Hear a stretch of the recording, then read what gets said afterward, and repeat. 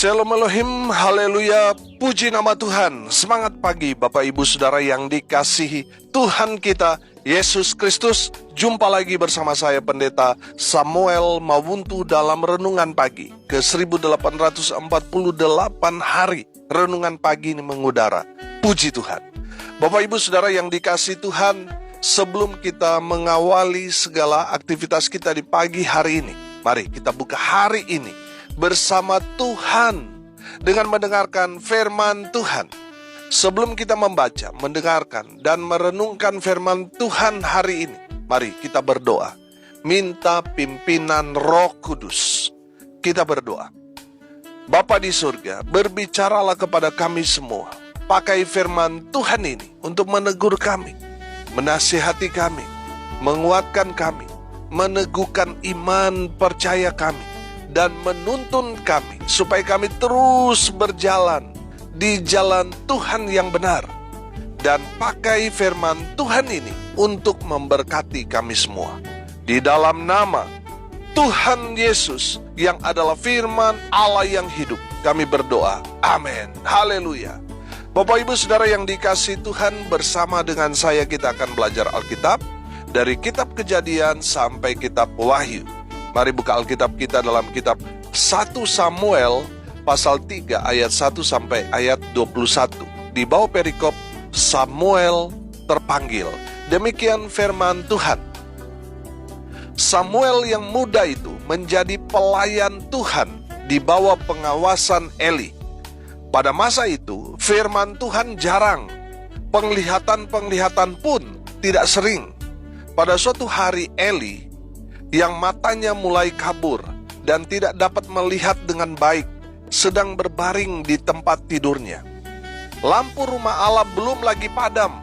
Samuel telah tidur di dalam bait suci Tuhan, tempat tabut Allah.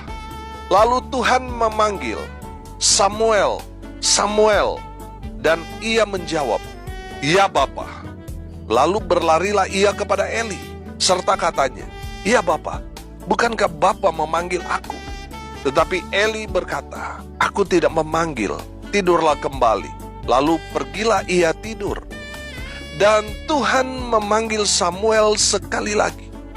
Samuel pun bangunlah, lalu pergi mendapatkan Eli serta berkata, "Ya Bapa, bukankah Bapa memanggil aku?"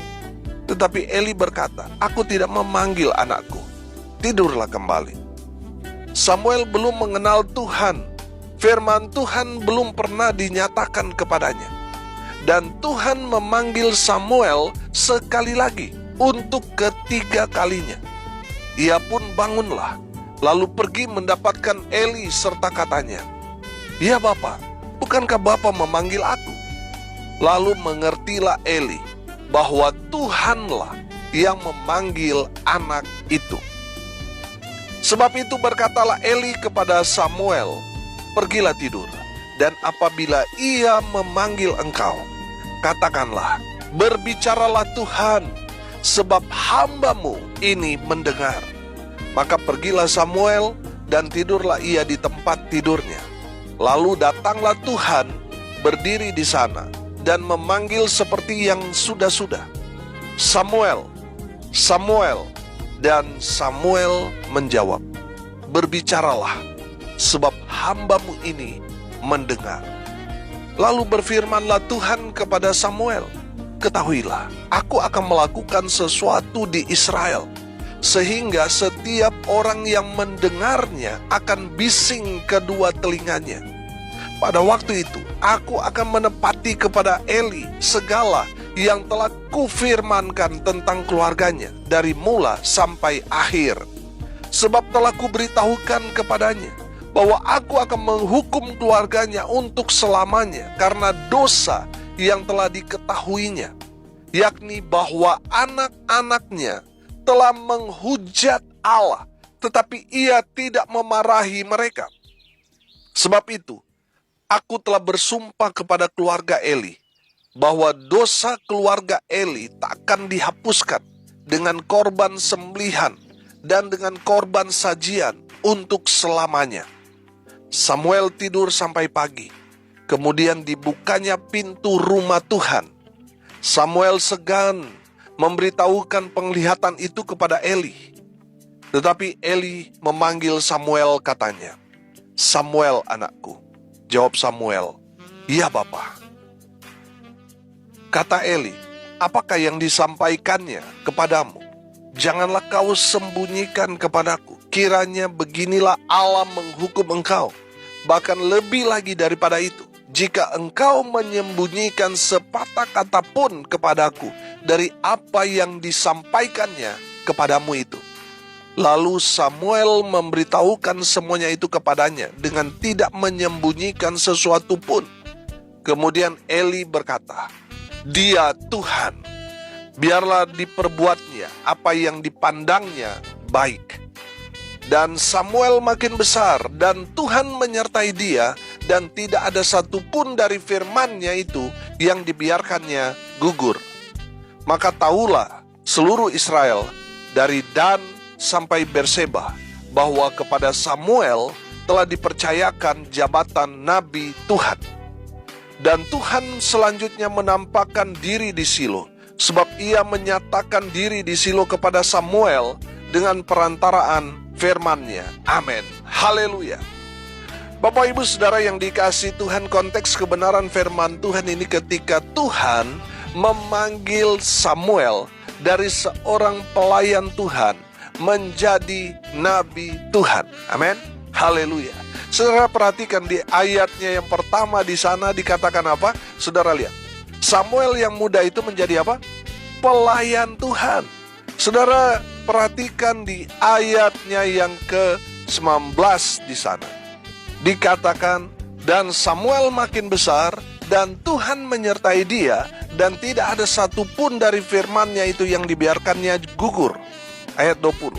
Maka tahulah seluruh Israel dari Dan sampai Berseba bahwa kepada Samuel telah dipercayakan jabatan Nabi Tuhan. Amin. Haleluya. Bapak Ibu Saudara yang dikasihi Tuhan, perhatikan di sana, waktu awal di ayat yang pertama dikatakan Samuel pelayan Tuhan. Dan di ayat 20 di sana diterangkan bahwa tahulah semua orang Israel bahwa Samuel adalah nabi Tuhan. Amin. Saudara, dari firman Tuhan ini kita belajar bahwa Tuhan memanggil orang-orang yang siap dipakai Tuhan untuk melakukan pekerjaan-pekerjaan Tuhan yang hebat di tengah-tengah umat Tuhan. Amin. Haleluya. Mari kita lihat bagaimana caranya Tuhan memanggil Samuel dari seorang pelayan Tuhan menjadi nabi Tuhan. Yang pertama, saya menangkap di sini, Samuel seorang yang senang tinggal di dalam hadirat Tuhan. Amin. Coba saudara lihat di ayat 3 di sana dikatakan begini. Lampu rumah Allah belum lagi padam, Samuel telah tidur di dalam bait suci Tuhan, tempat tabut Allah. Haleluya. Bapak Ibu Saudara yang dikasihi Tuhan, dari kebenaran firman Tuhan ini saya menangkap begitu. Tuhan senang memilih dan memakai orang yang tinggal dalam hadirat Tuhan. Amin. Saudara, saya percaya kalau saudara ada dalam masalah, persoalan, pergumulan, ketika saudara datang ke rumah Tuhan, saudara akan merasakan damai sejahtera. Amin. Saudara akan merasakan firman Tuhan berkata, hanya dekat Allah saja aku tenang. Padahal kita mungkin banyak sekali tekanan dalam hidup ini. Tapi saudara rasakan ketika saudara ada dalam rumah Tuhan, saudara rasakan hadirat Tuhan, saudara akan merasakan damai sejahtera. Amin. Dan Tuhan memanggil Samuel karena Samuel ada di dalam hadirat Tuhan. Kalau saudara mau dipakai Tuhan dengan luar biasa, sama seperti Samuel ini, saudara harus ada di dalam hadirat Tuhan. Amin. Kalaupun saudara jarak dengan gereja jauh, saudara harus bangun hadirat Tuhan di dalam kehidupan keluarga saudara. Di saat saudara bangun pagi, mari memuji menyembah Tuhan. Mari saudara kita mengawali semua dengan mendasari dengan kebenaran firman Tuhan. Baca firman Tuhan untuk mendasari semua yang saudara kerjakan di hari itu. Amin. Dasari dengan firman. Saudara yang dikasihi Tuhan, saya percaya Tuhan senang ketika kita anak-anak Tuhan ada atau tinggal di dalam hadirat Tuhan. Di saat saudara di tempat usaha saudara, undang hadirat Tuhan. Naikkan pujian penyembahan kepada Tuhan. Saudara percaya, suami istri ketika mereka bersekutu, berseru memanggil nama Yesus, Tuhan hadir di tengah-tengah itu. Amin. Dan Tuhan akan memberkati orang-orang yang berseru kepada nama Tuhan, yang mengundang Tuhan hadir di tengah-tengah keluarganya, dalam usaha pekerjaan pelayanannya pasti diberkati karena kehadiran sumber segala berkat, yaitu Yesus Kristus Tuhan kita. Haleluya. Dan Tuhan senang sudah melihat Samuel dan memakai Samuel karena Samuel tinggal diam di hadirat Allah. Haleluya. Saudara yang dikasihi Tuhan, kalau saudara mau dipakai Tuhan dengan luar biasa, saudara harus tinggal dalam hadirat Allah. Saudara harus menghadirkan Tuhan dimanapun saudara berada. Dan saya percaya saudara, kalau Tuhan hadir dalam kehidupan kita, dalam rumah tangga kita, dalam usaha pekerjaan pelayanan kita, pasti semuanya diberkati, dibuat beruntung dan berhasil dalam segala hal. Haleluya. Yang kedua, Samuel mendengarkan suara Tuhan. Saudara lihat di ayat 4 sampai ayat 10 di mana Tuhan memanggil Samuel. Dan Samuel terus menyaut saudara. Dia membalas, "Ya Bapa." Saudara, menarik di dalam firman Tuhan ini, Samuel sedang tidur, tetapi ketika Tuhan memanggil dia, dia mendengar. Betul, memang firman Tuhan dikatakan Samuel belum mengenal Tuhan. Firman Tuhan belum pernah dinyatakan kepadanya. Tapi minimal kita dapat menangkap di sini bahwa telinganya peka mendengarkan suara Tuhan. Amin. Saudara yang dikasihi Tuhan, dari firman Tuhan ini kita belajar. Kita harus peka pada suara Tuhan, yaitu firman. Amin. Saudara, belakangan ini banyak sekali ajaran dari guru-guru palsu. Saudara bisa buka media sosial, saudara, banyak sekali penyesat-penyesat. Firman Tuhan mengingatkan kita, ada jalan yang disangka lurus tapi ujungnya menuju maut. Kelihatannya pengajarannya baik, bagus, tapi ternyata saudara di akhir-akhir kita lihat ada penyelewengan firman. Firman Tuhan mulai dibelok-belokkan. Padahal ini orang pintar saudara, orang akademi teologi luar biasa, seorang S3. Tetapi saudara lihat, dalam pemahaman firman Tuhan tidak lebih daripada anak-anak sekolah minggu. Justru anak-anak sekolah minggu lebih cerdas daripada orang yang bertitel S3 tapi bodoh pemahaman firmannya. Saudara yang dikasihi Tuhan, kenapa seperti itu? Karena dia mau orang mendengarkan dia yang dia sampaikan. Itu masalahnya. Saudara, kita harusnya mendengarkan firman Tuhan. Mau status sosial saudara seperti apa, ketika firman Tuhan disampaikan, saudara harus duduk diam. Mau S1, S2, S3, saudara ketika saudara mendengarkan firman Tuhan, saudara harus duduk diam dan mendengarkan firman. Ada banyak orang ketika latar pendidikannya sudah S1, S2, S3, dia lebih cenderung ingin supaya orang-orang mendengarkan apa yang dia sampaikan, tetapi tidak mau mendengarkan firman Tuhan. Ini yang menjadi masalah. Saudara, yang Tuhan cari adalah mereka, orang-orang yang peka mendengarkan firman Tuhan. Ketika firman Tuhan disampaikan, dia segera merespon, dia melakukan. Amin. Itu yang Tuhan cari. Saudara yang dikasihi Tuhan, kita harus selalu diisi oleh kebenaran firman Tuhan. Kita harus selalu baca dan mendengarkan firman Tuhan. Supaya apa saudara? Supaya kita tahu mana ajaran yang asli, murni firman Tuhan, dan mana ajaran yang sudah dibelokkan kebenarannya. supaya kita tahu mana yang asli dan mana yang palsu. Saudara harus tahu yang asli, yaitu baca firman Tuhan. Saya selalu katakan saudara, ketika saudara membedakan mana asli dan palsu, sama seperti seorang kasir yang setiap hari pegang duit asli, dan ketika ada seorang belanja dengan uang palsu, dia segera nangkep karena dia peka, jari jemarinya kenal mana uang asli dan dia tahu ini uang palsu. Saudara yang dikasihi Tuhan, bagaimana kita bisa tahu mana ajaran asli dan palsu dari seorang hamba Tuhan? Kita harus tahu dulu yang asli. Makanya kita harus selalu baca firman. Amin. Dengarkan firman Tuhan supaya kita tahu kebenaran yang asli, murni dari Tuhan. Haleluya. Saudara dan saya harus peka mendengarkan firman Tuhan.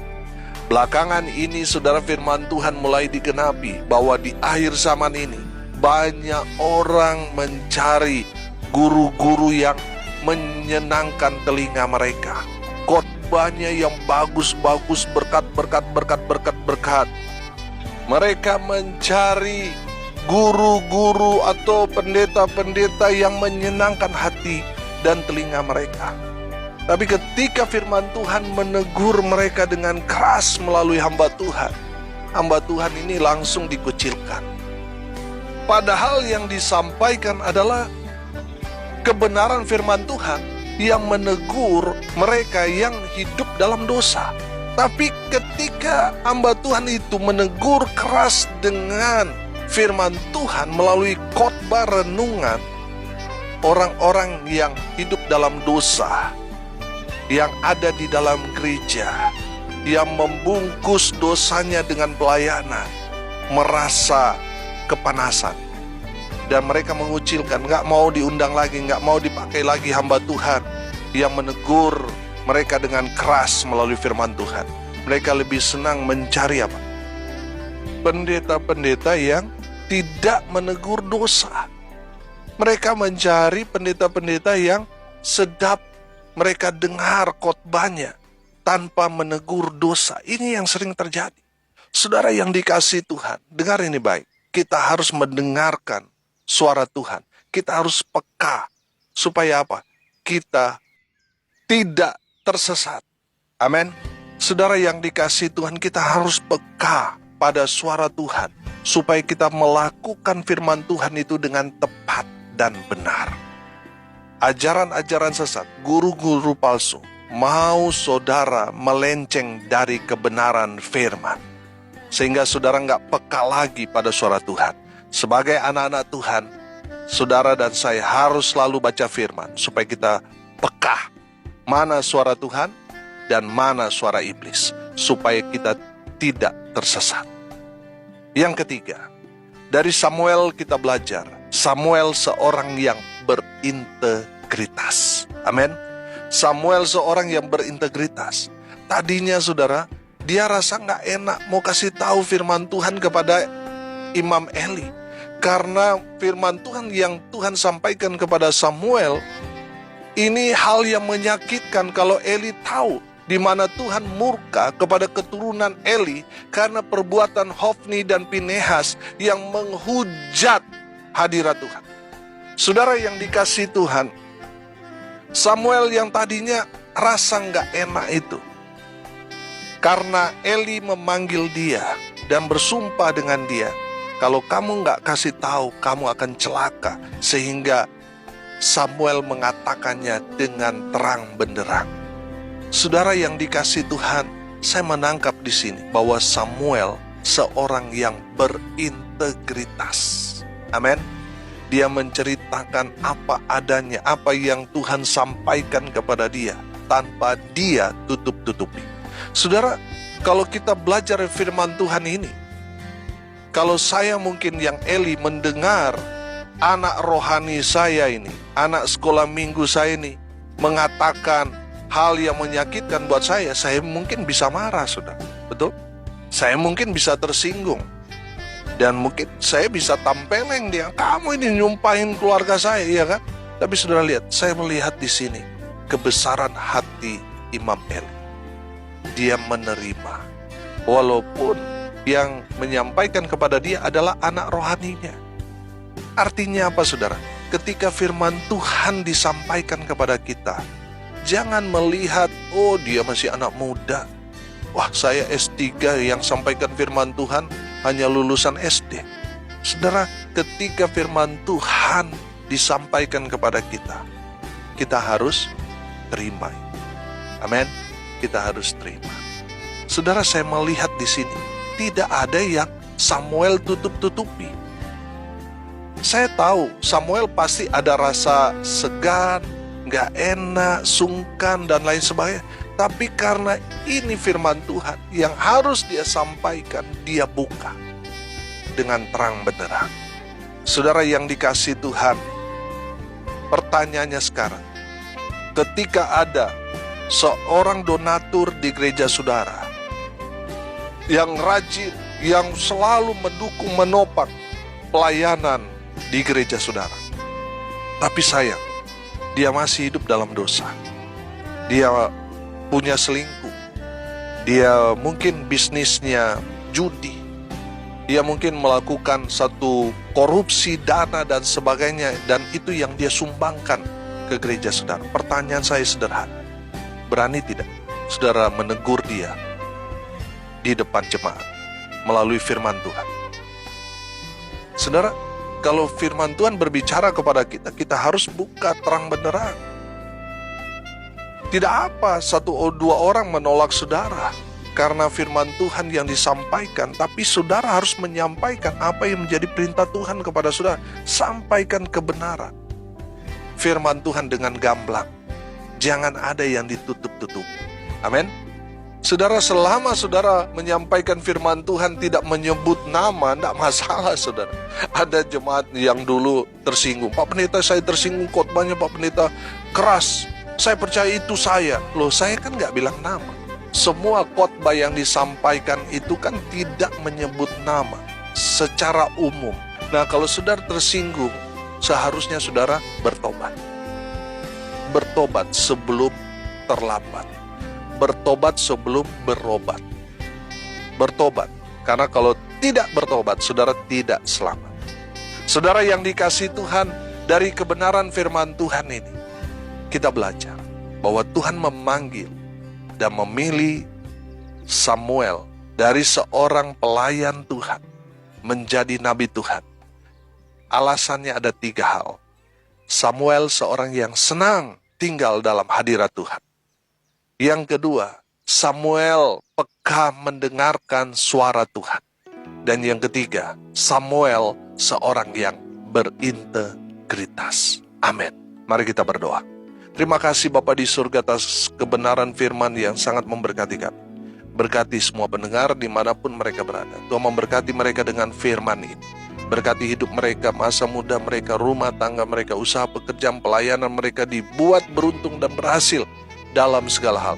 Mereka yang sakit, Tuhan lawat, Tuhan jamah, Tuhan sembuhkan oleh bilur-bilur darah Yesus. Mereka yang sakit disembuhkan. Terkhusus untuk orang tua kami terkasih Mami yang saat ini sedang terbaring sakit di rumah sakit.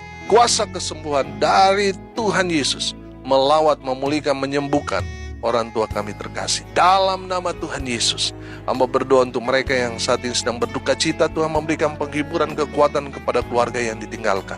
Mereka yang hari ini berulang tahun, Tuhan Yesus memberkati dengan umur panjang. Hamba berdoa biarlah berkat surga turun memenuhi semua pendengar. Bapak Ibu Saudara yang dikasihi Tuhan, arahkanlah hatimu dan terimalah berkat dari Tuhan Yesus. Tuhan memberkati engkau dan melindungi engkau. Tuhan menyinari engkau dengan wajahnya dan memberi engkau kasih karunia. Tuhan menghadapkan wajahnya kepadamu dan memberi engkau damai sejahtera. Di dalam nama Tuhan Yesus, sumber segala berkat, Bapak Ibu Saudara yang percaya dilawat Tuhan, dipulihkan, disembuhkan, diberkati Tuhan Yesus, katakan amin. Puji Tuhan. Bapak Ibu Saudara yang dikasihi Tuhan, kalau saudara merasa diberkati melalui renungan pagi ini, bagikan juga kepada saudara-saudara yang lain agar mereka diberkati. Karena untuk itulah kita dipanggil untuk jadi berkat. Salam kasih dari Bali. Saya Pendeta Samuel Maupuntu. Sampai jumpa besok pagi. Tuhan Yesus memberkati kita semua. Haleluya.